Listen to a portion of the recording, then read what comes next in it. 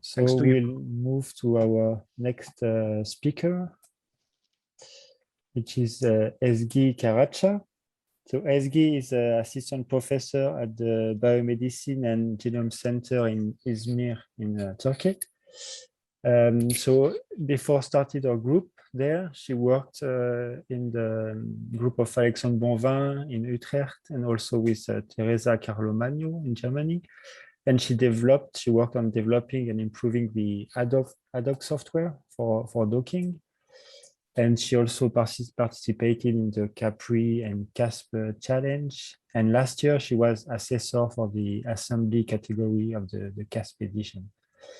And today, Ezgi will talk about dynamic integrative modeling of molecular machines.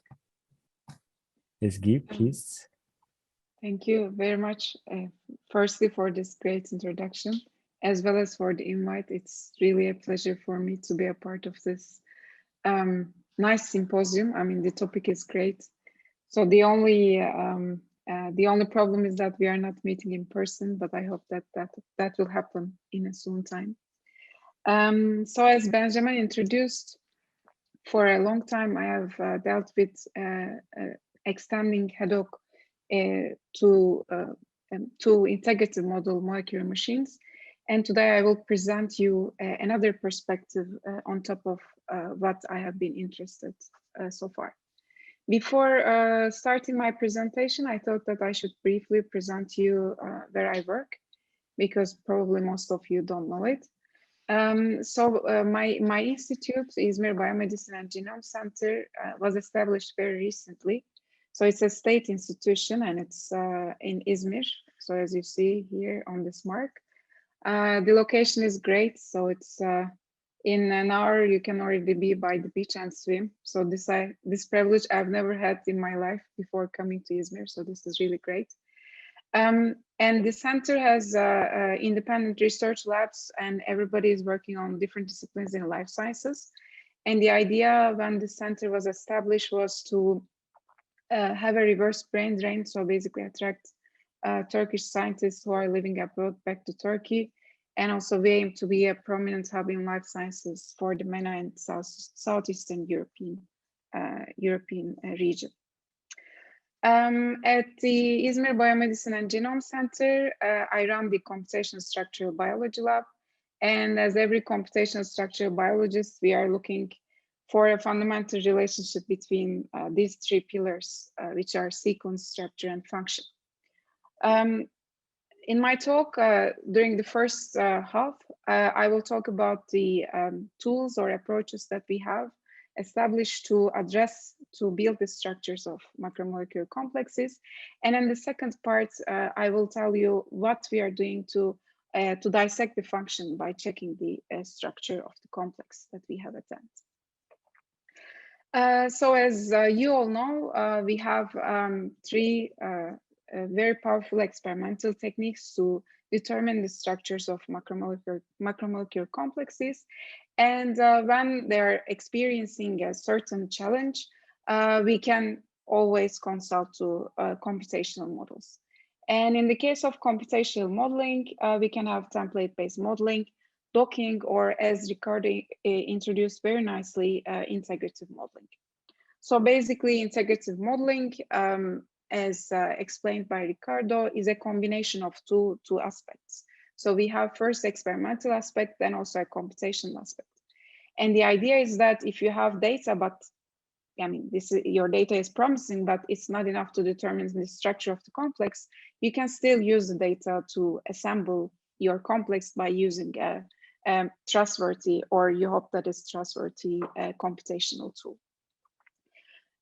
So the data can come from different sources, as it was introduced. In this case, I picked some examples from proximity data type.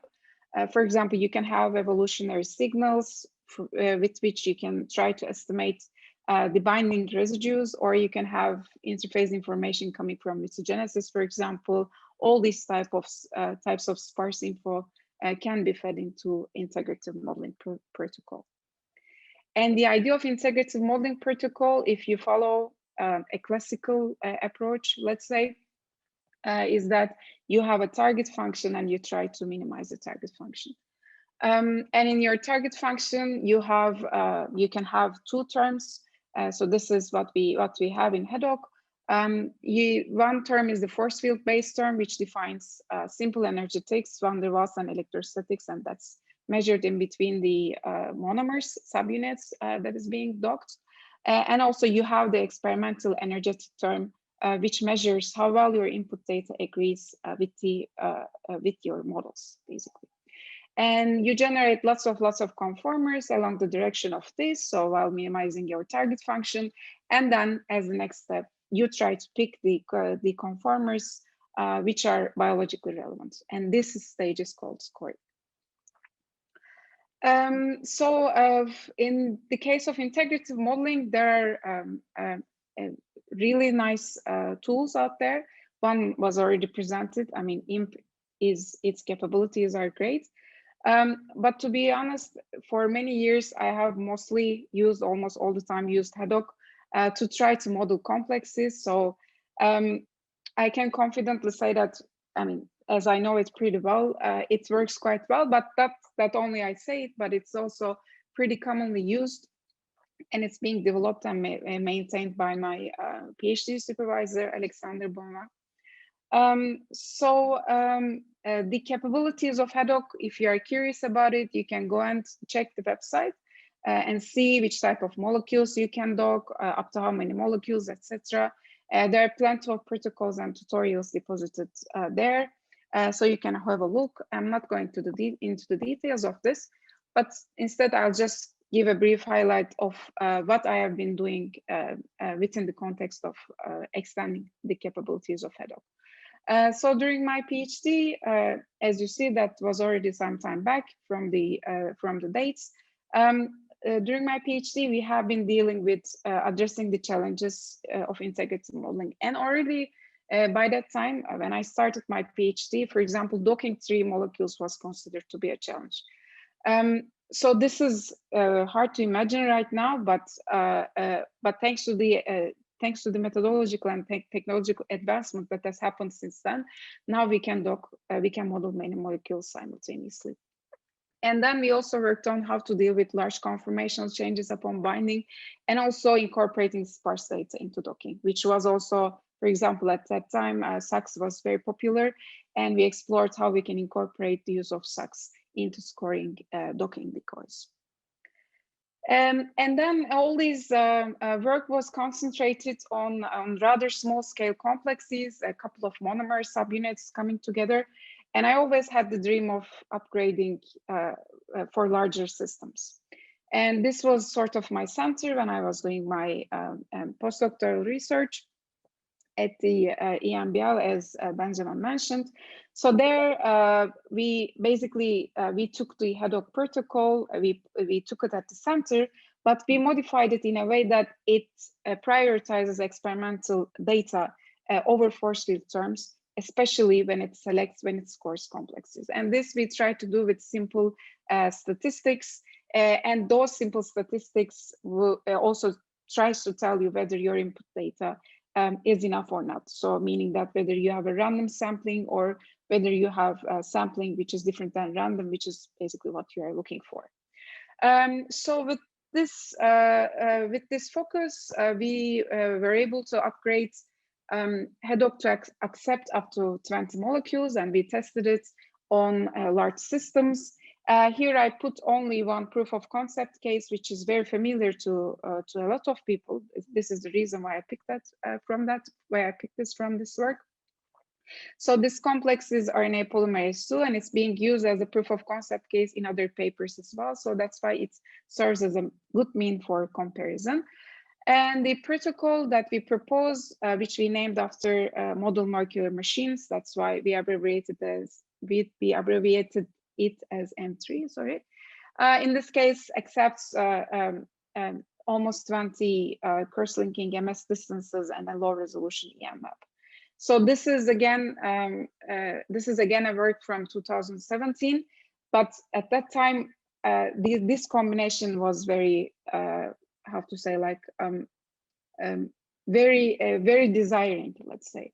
because even at that time, the EM revolution was on its track, but it was not at its hype as it is at the moment. So anyhow, so I'm mentioning this so that the people, the listeners who are not from the field will have an idea of how fast this field is growing. And if you are curious on how to use cross-linking and cross-linking MS data together with cryo-EM-map on modeling a big case like RNA polymerase, in this case it's RNA polymerase 3, you can go to the lab of the website of Alexander, and there you have you can find our tutorial on it. So the idea is that in this case, also in general cases, HEDOC tries to address things at the atomistic level if it can. It also offers coarse grain option, but it's not as flexible as in the case of IM, for example. But on the other hand, as we have always the force field term on, the interfaces are hopefully realistic. So there's, I mean, I don't think that there's a reason to compare any methods at this point, but just I'm telling this so that you would have an idea of the which type of method you would like to use when you are in a certain situation.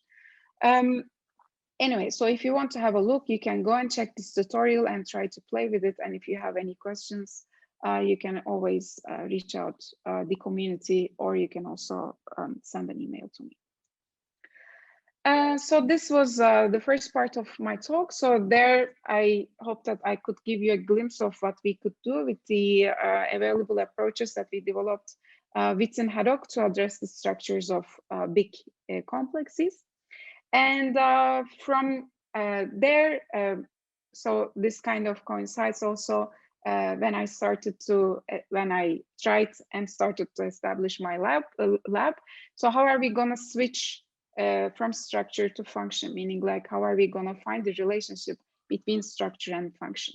So this could be to many of you kind of obvious. Okay, we have the structure, we analyze the structure, and from there, let's say we find the active site, and then we find what's happening. That's the lucky shot for quite a good number of cases, but it's not enough for a lot of cases which are acting in a for a lot of complexes which are acting in a dynamic manner. And to address the structure-function relationship for these cases, I think we are at a very lucky position, and we are ready more than ever to model this type of complexes and to understand what they are telling us. Because as it is the main theme of the symposium, and it was discussed before, because we are observing, we are witnessing a revolution in three fields, and the merge of these three will pave the way for us to really go for bigger cases, and also to integrate different types of data together with the dynamics of the structures that we are studying. And these three avenues where we are witnessing a revolution is that one is electron microscopy, the other one is AI in structure prediction, and together with these we also have very fast development in the HPC infrastructure in high performance computing. For example, the use of graphic cards completely changed the landscape of molecular dynamics community. So in this part of my talk, I will present you a case, a project that we have been working on already for some time, which tries to make the best use of all these three to address, to solve the machinery of a complex system. And this system is the Pioneer transcription, is our Pioneer transcription factor system. So for the ones who are not familiar with the concept, so these transcription factors are a special set of transcription factors. They're called Pioneer or pioneering because they are the ones who could find their binding sequence at the compact chromatin. So they don't need to have the chromatin already at the accessible level. So they can find their spots on the compact chromatin, bind to it, and then with this binding, attract different factors to start transcription initiation, for example. So these are, because of this, these are very essential proteins. So they are, for example, they are really necessary for embryogenesis, or they are also a part of Yamanaka factors, etc. So these are considered to be essential transcription factors. So before going into the details of this, of the transcription factor of the PTF that we're interested in, I would like to briefly introduce you to the nucleosome structure. So as you know, nucleosome structure is composed of a histone octamer, and around which we have the nucleosomal DNA, which is being wrapped twice. And after having this first level of compaction, then all these nucleosome core particles, these are called, they are being stacked on top of each other to be able to have the condensed chromatin fiber. So anything that we would like to understand at the chromatin level, we first need to understand and dissect at the nucleosomal, at the single nucleosome level, and this is what we try to do. Anyway, so if we check the literature, okay, what is being available, to see what is being available on PTFs, we will see that actually this is a concept that has been discussed already for 20 years. But only for recently, we have solid evidence on the direct binding of a certain transcription factor to the nucleosome. And this is basically because of technical limitations, and these are being bypassed now. So a very nice paper was published in 2010. This is the one that I'm presenting here. So the data I took from that paper.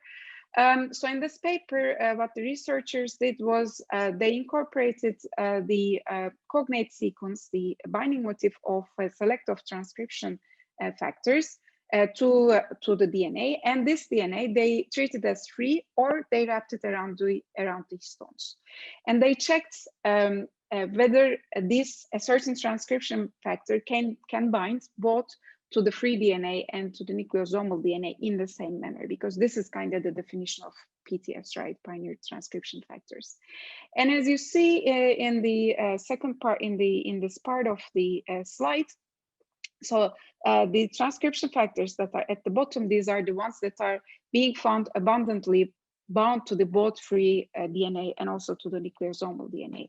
And around here, we find a very famous protein which is being seen most abundantly in the nucleosomally organized DNA, and this is a SOX protein. So in this case, it's SOX2. But if we look into the literature and to see which kind of information we have on SOX, we'll see that SOX2 is just a member of a big family. So there are 20 SOX proteins in the eukaryotes, and all these different types of SOX proteins are being reported to be essential for different types of critical biological phenomena like neurogenesis, cardiogenesis, etc. And these this family is being dissected into subfamilies, and each subfamily has a different domain organization. So there, across subfamily comparison is not possible within the from the perspective of domains. But they all share the same DNA binding domain, which is a very small DNA binding domain, which looks like a boomerang. It's 70 amino acids long, and it's called an HMG domain. So any time from this point on, when I refer to SOX, I actually refer to its DNA binding domain, because at that point we are not interested in the whole protein, which is more or less 1,000 amino acids long. So the specific recognition of SOX has been already resolved quite some time back, but at the free DNA scale. So there are structures from mouse and recently from human where we have the SOX binding resolved. And when we observe these structures, we'll see something quite extraordinary, because this protein actually is not binding to the major groove like the majority of the transcription factors, but it binds to the minor groove. But in principle, there is no space in minor grooves to accommodate this protein. And because of this, SOX kind of arranges a place for itself upon sticking its two hydrophobic amino acids into the minor groove of DNA. And as a result, we see a extensive minor groove widening upon SOX binding. And this is totally conserved across any SOX, which has been already shown by multiple crystal structures. So this phenylalanine and methionine amino acids are very critical as they are explained to induce this DNA widening. And if we compare a standard bDNA with the same sequence to a widened, minor groove widened bDNA, we'll see the result of this widening. I mean, this conformational change in the DNA also changes the electrostatic landscape of the DNA, which helps to accommodate this hydrophobic residues at the charged DNA. Okay, so as this topic is, as I said, like it's out there already for a long time, but it's being recently explored very nicely into the deep, and it's a very hot topic. Last year, we were lucky to have the EM structure, the first EM structure or first structure of a pioneer transcription factor bound to the nucleosome, and in this case, SOX. And if we check this, if we analyze this structure, we'll see that the SOX recognition motif was incorporated at one of the strands, obviously, on the double-stranded DNA. It's located at the coordinate which is being called superhelical location 2. And then in this case, when we see where this recognition motif is placed, we'll see that it's placed right at a position which is facing the other DNA strand. So it's facing the intergyre. And as a result, the binding of SOX induces a large DNA detachment, because if you see from this illustration, there is no space for the tip of the boomerang to fit intergyre. And as a result, also in the EM map, they couldn't see the ends of the DNA, so they saw quite a large detachment. And they proposed that this detachment is actually the leading factor for this protein to be a pioneer transcription factor, because it dislocates DNA so that other factors can come and bind. Together with, expanding on this research, and we were researching the same thing at the same time, but after seeing this structure, we had this idea, okay, so the SOX recognition motif is bound on this strand, let's call it strand 2. What happened if it's bound on strand 1? What happened if it was placed on strand 1, which is the solvent-facing strand? In that case, we would have a completely different binding mode, right? Which is kind of a mirror image of what we have in the orange case. So this was our research question. So whether we can, by using integrative modeling, whether we can determine a good atomistic resolution model of what would happen if we have the SOX recognition motif on the opposing strand, which is facing the solvent at the exact location. For this, we follow the tedious protocol, which involved running lots of molecular dynamic simulations. That's why we call this protocol as dynamic integrative modeling. So it's not only us who calls this protocol as dynamic integrative modeling, actually. So there are also some other very, very nice and inspiring examples in the literature who are using a similar protocol. But this protocol is pretty case specific because of the fact that SOX binds to the minor groove of the DNA, and when you have the nucleosome, it's impossible to have SOX placed at the minor groove of the nucleosomal DNA because the opening is just not there. And for this, what we did was we made the mutation of a canonical nucleosomal DNA sequence, and then after making the mutation at the desired place, we ran long molecular dynamic simulations, and from there we isolated the conformers, which we don't see that often actually. We isolated the conformers which can accommodate the encounter SOX nucleosome complex formation, because on its own, the DNA cannot be widened at that much.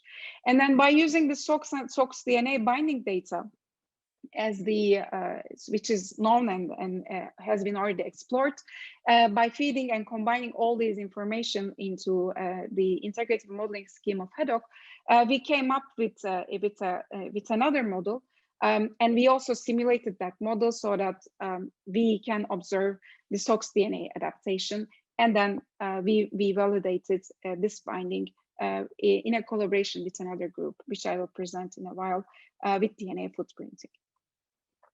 So I will just go over the process over a movie so that you can have a better idea of what's happening. So as I said initially, the minor groove is not wide enough, so we cannot fit SOX and its reference DNA at the binding position where the SOX should be.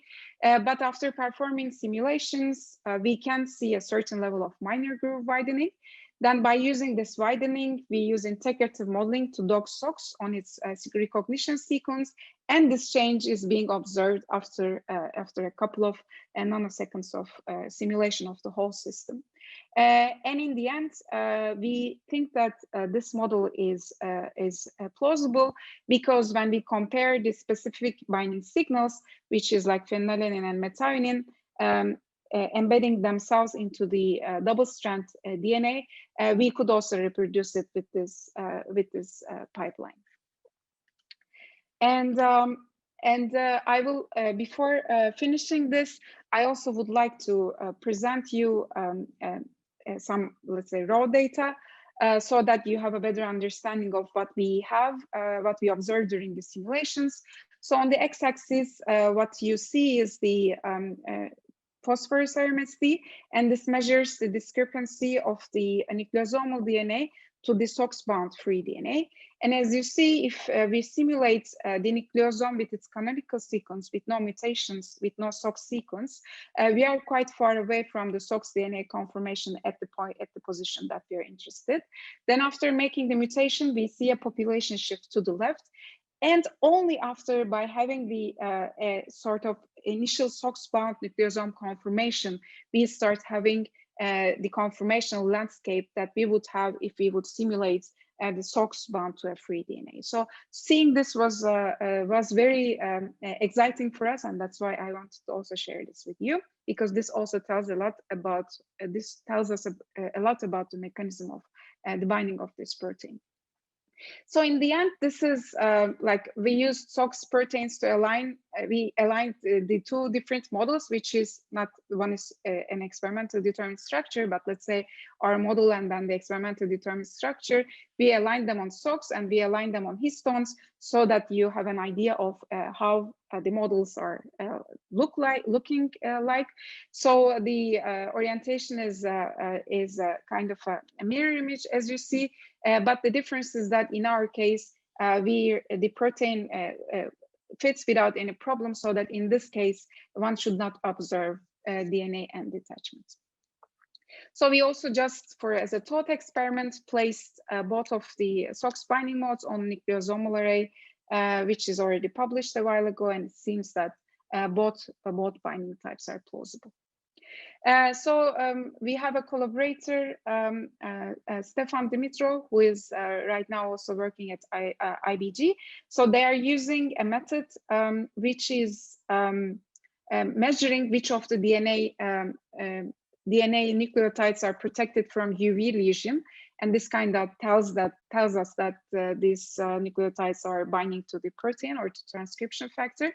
And in their experiments where they reconstituted the nucleosomes in a way that we propose, they say that upon increase in SOX concentration, they start seeing band disappearance, which kind of confirms that there should be a specific binding of this protein to the nucleosome when the motif is on the opposing strand. And with that, I would like to finish. But before finishing, I would would like to express like a sort of my closing perspective. I think we are at a very exciting time because we have all the tools to integrate the dynamics together with the available structural information. And I also think that more and more dynamics information will be accumulated, and with this we will also have the opportunity to use AI to dissect the dynamics information in a more unbiased manner.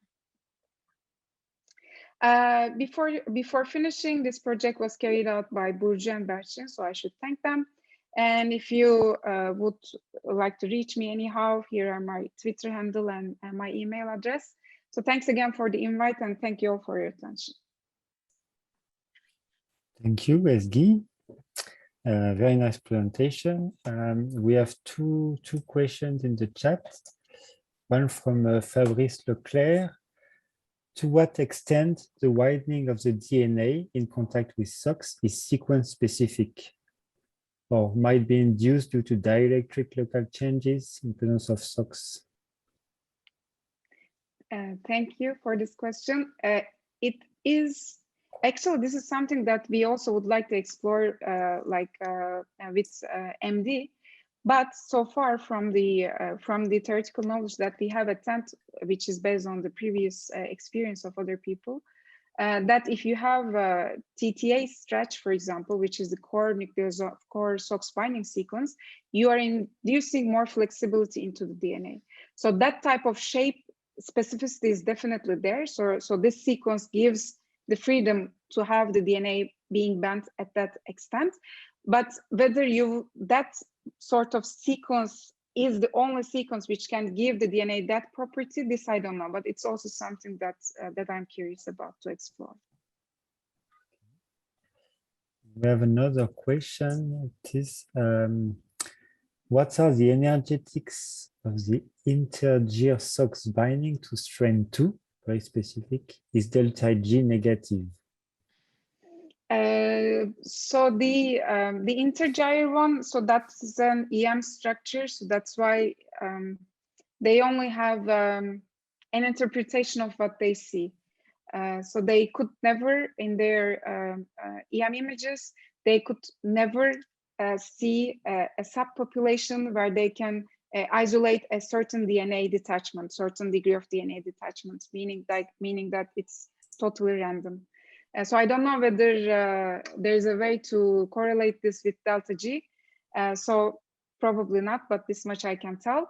And in our case, since we are running classical MD, maybe we can only have like a very, not delta G, but kind of idea by checking the subpopulations that we observe, but that also won't be delta G. So we are in that, we are kind of limited with the tools that we use.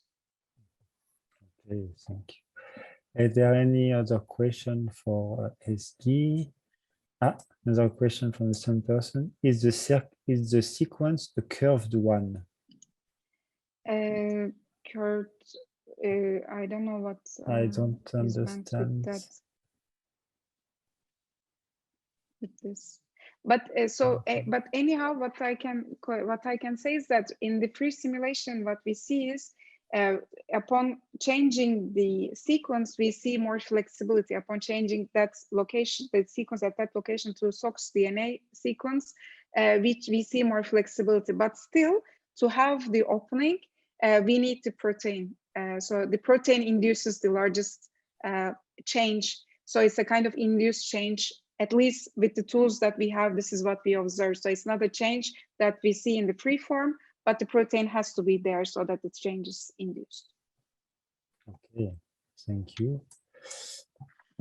So if there are no more, no, I have precision, the inherent curvature of the DNA, it's not the sequence itself. The person was talking about the curvature of the DNA at that, for that DNA sequence.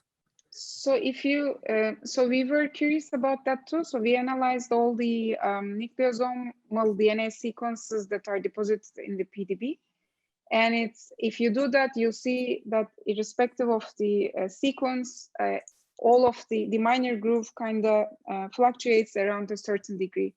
But this is because we are always checking the crystal structures, most probably. So we don't see the deviation or this degree of flexibility. And also in our simulations, we observe this opening in like 5% of the population or 10% of the population. So it's not something that we already have it from the crystal structures, just like that, and the free state. So with the data that we have, this is as much as I can comment. So in its free form, you can model it as vDNA without any problem and simulate it, and you won't see this level of opening. And I hope that this was the answer to your question. I hope the person who asked is okay with that. Is asking more detail if it's AT rich or GC rich. It's 80 reach, so this 80 is what I reach. meant. Yes. Okay. Good. So thank you again, Ezgi. And thank you also, Ricardo, for those two presentations. I think we'll have a 15 minutes break, and then we'll meet back at 5 for the rest of the symposium. So yeah, please stay with us for the symposium, and see you later.